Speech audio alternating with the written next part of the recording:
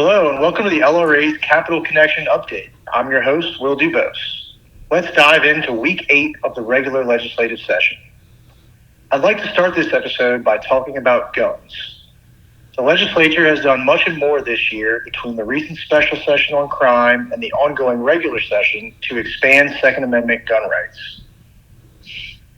In the special session, legislators voted to allow what is called constitutional carry, meaning that anyone who is not legally prohibited from carrying a concealed firearm may now do so.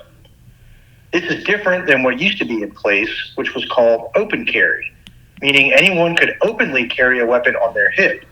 But if you wanted to carry a concealed weapon, you would need to take a class and receive a permit.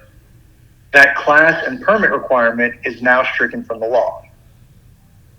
During this regular session, several bills seek to preempt local laws from restricting that constitutional carry state law that passed in the special session. Why is this important, you may ask? If these preemption bills are enacted, municipalities like New Orleans, Baton Rouge, Shreveport could no longer create gun-free zones or pass any city ordinance that is more restrictive than the current state law, which allows any citizen over the age of 18 to carry a concealed gun. The LRA has supported two bills this session that seek to carve out the French Quarter and other entertainment zones in New Orleans and make them firearm-free zones. The first bill is House Bill 498 by LRA member Representative Alonzo Knox, who represents the French Quarter and surrounding neighborhoods in New Orleans. That bill was heard 2 weeks ago and failed to pass out of the House Criminal Justice Committee. The second bill is similar, Senate Bill 419 by another LRA member, State Senator Kurt Talbot.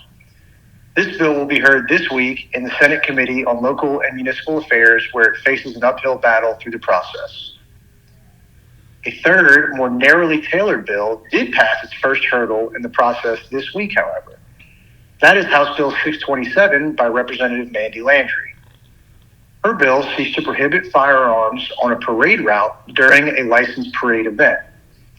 The LRA also supported this bill, and it passed rather surprisingly out of a very pro-gun House Criminal Justice Committee on Tuesday. The LRA's reasoning behind supporting these measures is to provide local police, who also supported these bills, with the tool to stop someone they suspect of carrying a gun illegally. By allowing everyone to carry a concealed weapon, the state has removed the probable cause that officers need to stop someone on the street and search them for a weapon. The LRA has long supported NOPD and other departments around the state in protecting Louisiana's most important assets like the French Quarter, convention centers, the Superdome, and other stadiums. We recognize that our economy thrives on tourism, and the safety of visitors and residents alike is of the utmost importance.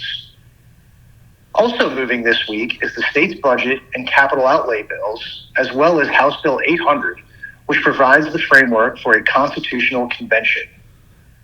The two budgetary bills have passed out of the House and now await Senate committee hearings. House Bill 800 passed out of the House Governmental Affairs Committee. It was authored by the chairman of that committee and now awaits a House floor vote.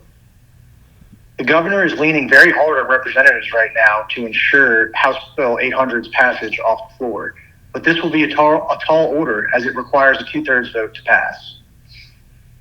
Even if it does make it out of the House, the Senate has made it known that there is very little appetite to stay in Baton Rouge past the June 3rd deadline for the regular session, which would give the convention only about 2 weeks to conduct its business and pass a version of the Constitution that would be put to a public vote during the presidential election this year.